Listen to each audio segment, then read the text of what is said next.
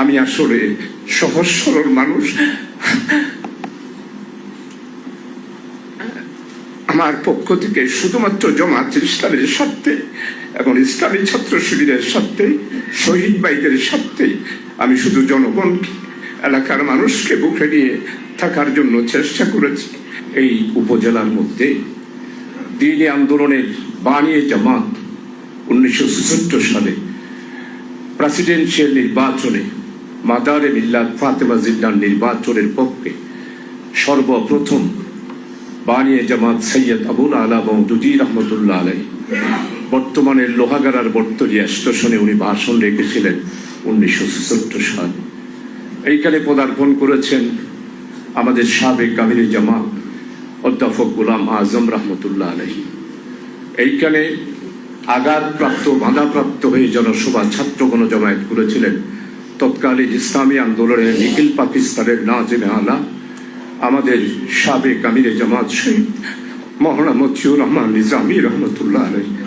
আপনারা জানেন 1970 সালের 6 জুন এই জামাত ইসলামী এবং তৎকালীন ইসলামী ছাত্র সংগঠনের উপর কি পরিমাণ আক্রমণ হয়েছিল। সেই আক্রমণে তৎকালীন জেলা সভাপতি জনাব নুরুল হুদা ভাইকে নিজামী ভাই মনে করে অর্ধমৃত অবস্থায় ফেলে রেখেছিল।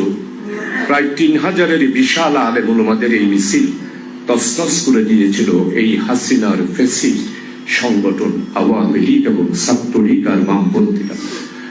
এইখানে আমাদের সমস্ত নেতৃবৃন্দ পদার্পণ করেছেন। মীর কাসেম আলী, আব্দুল কাদের মোল্লা, কামরুজ্জামান, আলী হাসান, মোহাম্মদ মুজাহিদ।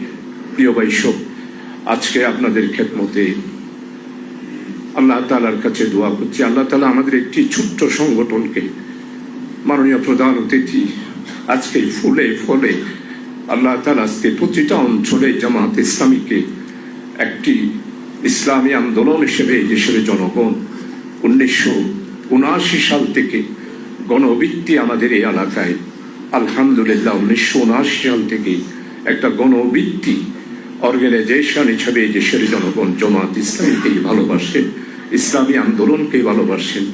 আর এই অঞ্চল হলো ওয়ালিয়ায়ে কেরাম এবং উলামায়ে হযরত, বিশেষ করে তৎকালীন পাকিস্তান আমলের 22 দফা ভিত্তিক ইসলামী শাসনতন্ত্র আন্দোলনের মজবুত ঘাঁটি ছিল আমাদের এই সাতকানিয়া, লোহাগাড়া তথা বৃহত্তর চট্টগ্রামের এই অঞ্চলটি।